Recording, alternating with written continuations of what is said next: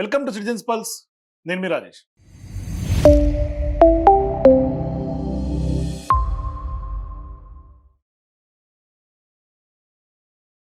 ప్రస్తుతం తెలంగాణ కాంగ్రెస్లో గందరగోళమైనటువంటి పరిస్థితి అయితే నెలకొని ఉంది. అంటే ఎవరికి వాళ్ళు పదవుల కోసం ఒకవైపు, మరోవైపు పైరవీల కోసం కొంతమంది నాయకులు, మరోవైపు ఇప్పుడు ప్రభుత్వానికి కాంగ్రెస్ పార్టీకి, అంటే ప్రభుత్వంలో కాంగ్రెస్ పార్టీ తెలంగాణలో అధికారంలోకి వచ్చి 2.5 సంవత్సరాలు.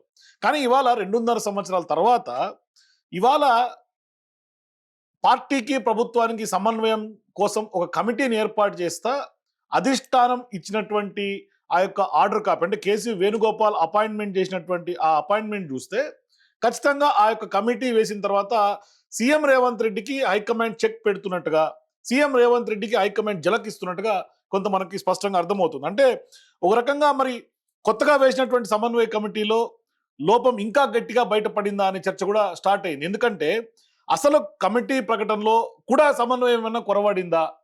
ఎందుకంటే అధికారంలోకి వచ్చి 2.5 ఏళ్ళు తర్వాత ఇంత గందరగోళమైనటువంటి పరిస్థితి ఏర్పడటం, అట్లాగే తెలంగాణ కాంగ్రెస్ లో కూడా కొత్త కొత్త చర్చకు దారితీస్తోంది. ఇవాళ సమన్వయ కమిటీ ఏర్పాటు చేస్తా తీసుకున్నటువంటి నిర్ణయం, పార్టీ నాయకుల మధ్య సమన్వయం కోసం అంటూ కూడా ఇవాళ చేసినటువంటి ప్రకటన చూసి, ఏసీసీ ఇచ్చినటువంటి వ్యవహారం చూసి, కోఆర్డినేషన్ కమిటీ వేసినటువంటి అగ్రనేతల మధ్య కోఆర్డినేషన్ లేనట్టుగా కనిపిస్తోంది అనే చర్చ పొలిటికల్ వర్గాల్లో స్టార్ట్ అయింది. ఎందుకంటే ఇవాళ ఆ యొక్క ప్రకటన చూస్తే కేసీ వేణుగోపాల్ ప్రకటనలోనేమో ముందు సీఎం రేవంత్ రెడ్డి పేరు కనిపించింది.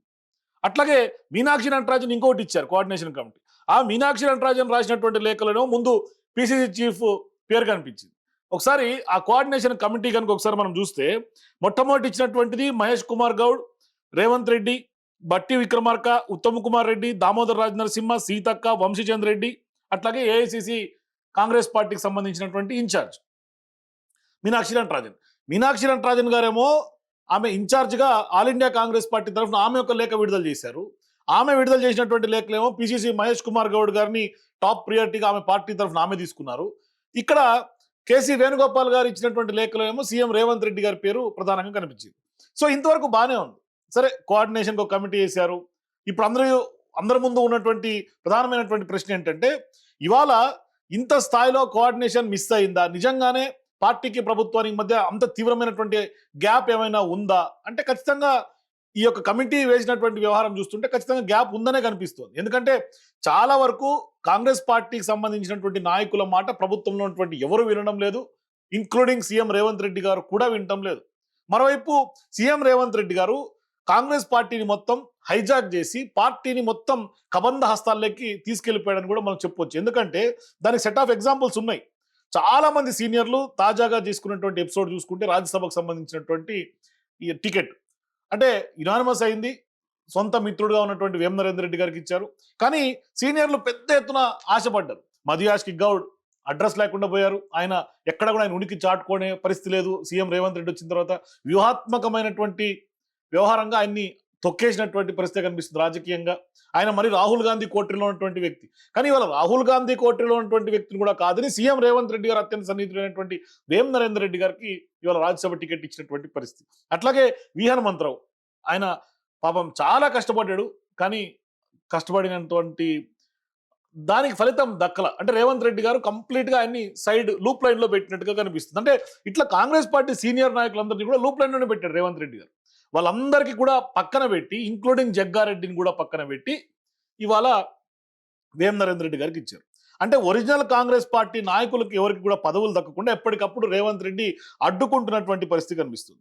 మరోవైపు రేవంత్ రెడ్డి ఖచ్చితంగా సీనియర్ల వ్యవహారం చూస్తుంటే వాళ్ళందరూ సీనియర్లందరూ ఒక రకంగా అగ్గి మీద గుగ్గిలు మోతా ఉన్నారు, కాక మీద ఉన్నారు. అంటే పార్టీలో ఇంత సీనియర్లు అయ్యుండి కూడా మా యొక్క వాయిస్ కి ఇవాళ ప్రజాస్వామ్యత పార్టీగా, ప్రజాస్వామ్యం ఎక్కువగా ఉన్నటువంటి కాంగ్రెస్ పార్టీలోనే ఇవాళ నియంత పోకడలకు పోతా ఉన్నాడు సీఎం రేవంత్ రెడ్డిని చాలా మంది ఒరిజినల్ కాంగ్రెస్ పార్టీ నాయకులందరూ కూడా ఆవేదన వ్యక్తం చేస్తున్నారు. చాలా వరకు ఇప్పటికీ అధిష్టానానికి అనేక సందర్భాల్లో ఫిర్యాదులు వెళ్ళినాయి.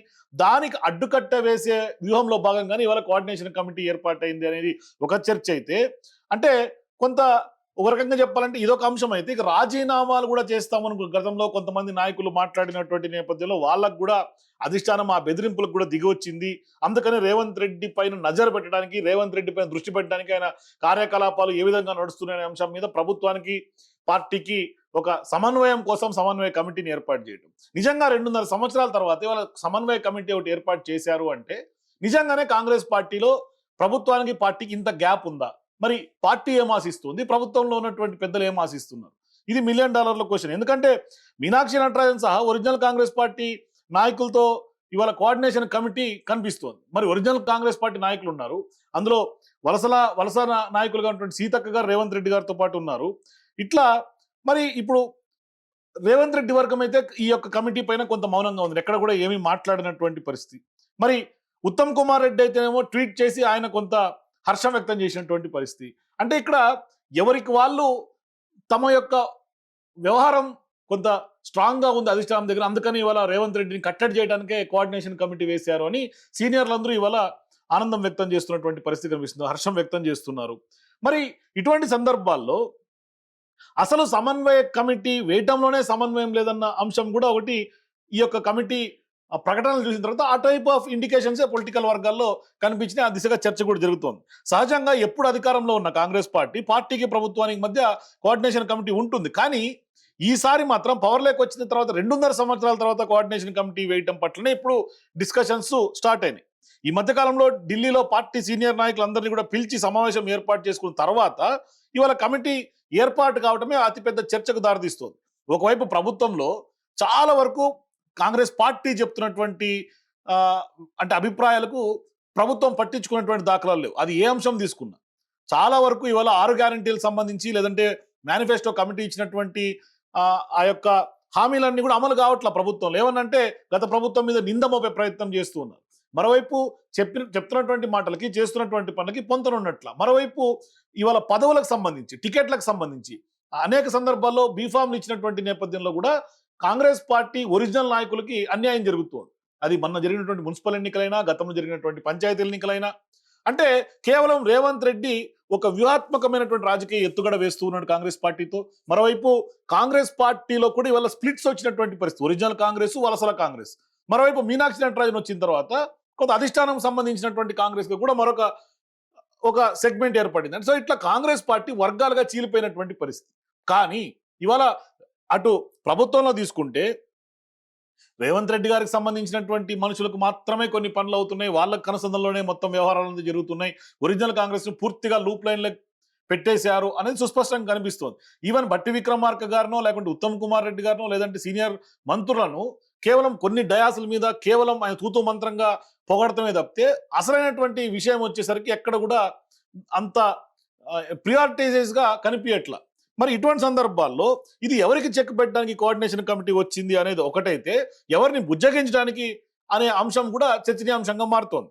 అంటే ఒకరిద్దరు కాంగ్రెస్ పార్టీ నాయకుల సమన్వయం కోసమే ఈ యొక్క కీలకమైనటువంటి కమిటీ వేయాల్సి వచ్చిందా? లేదు, ఇప్పుడు సీఎం రేవంత్ రెడ్డి గారితో ఆస్పిరెంట్స్ గా సీఎం రేస్ లో ఉన్నది అప్పట్లో ఉత్తమ్ కుమార్ రెడ్డి గారు, బట్టి విక్రమార్క గారు. వాళ్ళిద్దరు కూడా ఇప్పుడు ఈ కమిటీలో ఉన్నారు. మరి ఏం జరుగుతోంది? ఎందుకు ఈ కమిటీ వేసినట్టు? నిజంగానే ఇప్పుడు పార్టీలో ఉన్నటువంటి పెద్దలందరూ కూడా ప్రభుత్వంలో కూడా పెద్దలుగానే ఉన్నారు. అది ఉత్తమ్ కుమార్ రెడ్డి గారైనా, బట్టి విక్రమార్క గారైనా, ఇట్లా చాలా మంది సీనియర్లు. కానీ ఇవాళ వలస వచ్చినటువంటి నాయకుల ద్వారా ఖచ్చితంగా కాంగ్రెస్ పార్టీ ఉనికి ప్రశ్నార్థకంగా మారే అవకాశం వచ్చింది. అంటే మొన్న జరిగినటువంటి వెలుగుమట్ల ఘటన అయినా దాని మీద రేవంత్ రెడ్డి గారు ఇప్పటిదాకా ఎక్కడ పెదవి విప్పినట్టు కనపట్ల. కానీ పొంగులేటి శ్రీనివాసరెడ్డి గారైనా, తుమ్మల నాగేశ్వరరావు గారైనా ఇద్దరు కూడా వలస నాయకులు.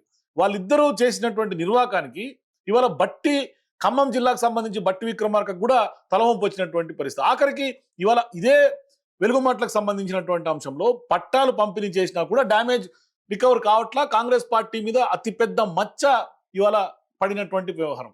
అంటే డ్యామేజ్ ఇర్రికవరబుల్ గా చేసేసారు. పొంగులేటి శ్రీనివాసరెడ్డి ఒకరు, తుమ్మల నాగేశ్వరరావు ఒకడు. సరే, అది హైకోర్టు ఆర్డరా, ఇంకోటా మరోటా, తెర మీదకి 100 చెప్తారు. కానీ తెర వెనక ఏం జరిగిందనేదే ఇవాళ సోషల్ మీడియా ద్వారా బాహ్య ప్రపంచానికి, ప్రజలకి తెలుస్తున్నటువంటి పరిస్థితి. ఇవాళ ప్రజలందరూ అవేర్నెస్ గా ఉన్నారు ప్రభుత్వంలో ఏం జరుగుతోంది.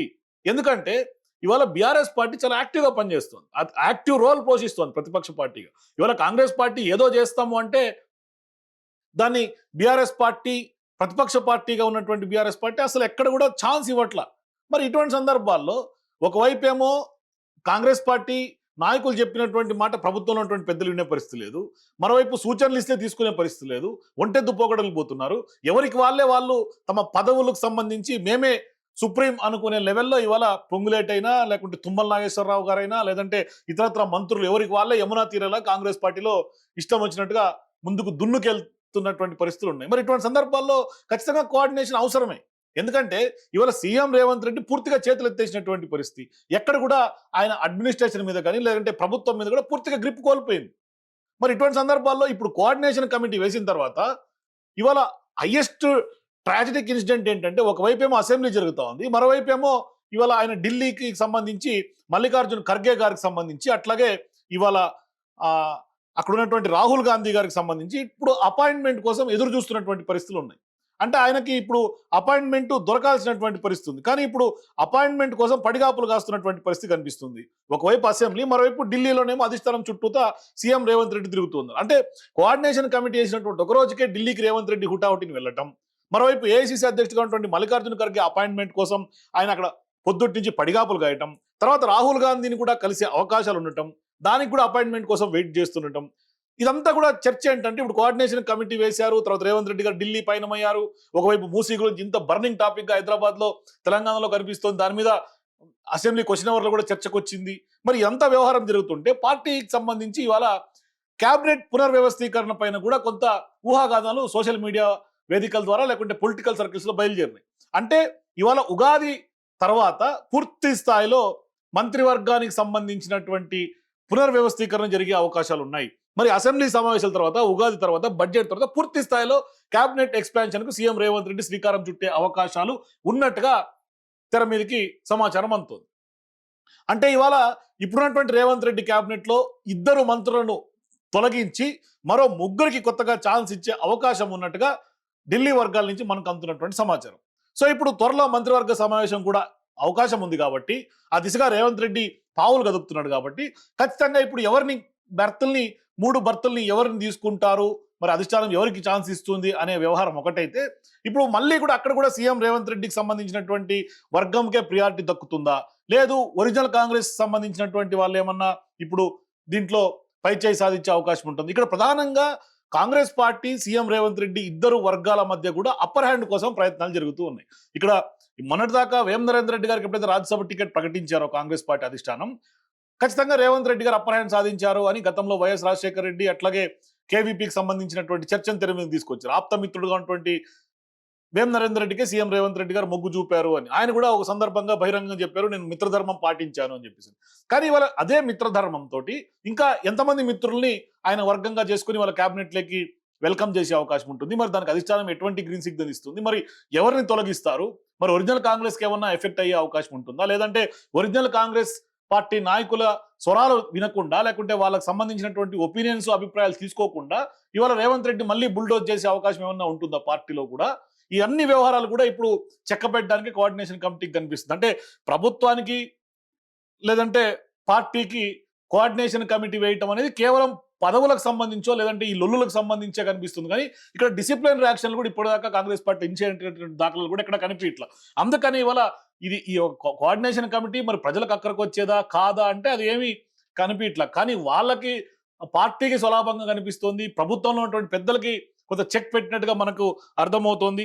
మొత్తం మీద అయితే మాత్రం ఇప్పుడు ఢిల్లీలో కొంత క్యాబినెట్ కోసం మళ్ళీ కసరత్తు స్టార్ట్ అయినట్టుగా కొంత ఢిల్లీ వర్గాల నుంచి మనకైతే ఆ సమాచారం అందుతుంది. మరి ఆ 3 ఎవరికి అవకాశం ఉంటుంది అనేది $1 మిలియన్ క్వశ్చన్. కానీ ఇవాళ కోఆర్డినేషన్ కమిటీ వేసిన తర్వాత ఒరిజినల్ కాంగ్రెస్ ఏమో సంబరాలు చేసుకుంటుంటే రేవంత్ రెడ్డి వర్గం ఏమో ఒక రకంగా ఆ యొక్క వర్గానికి అధిష్టానం ఈ యొక్క కమిటీ ద్వారా చెక్ చెప్పినట్టుగా, జలక్ ఇచ్చినట్టుగా అయితే ప్రచారం జరుగుతుంది. చూద్దాం మరి ఏం జరగబోతుంది, ఎట్లా వ్యవహారాలు ఉంటాయి భవిష్యత్తులో అనేది మీరు కూడా మీ అభిప్రాయాల కింద నాకు కామెంట్స్ తెలియజేయండి. For more videos please watch citizens pulse.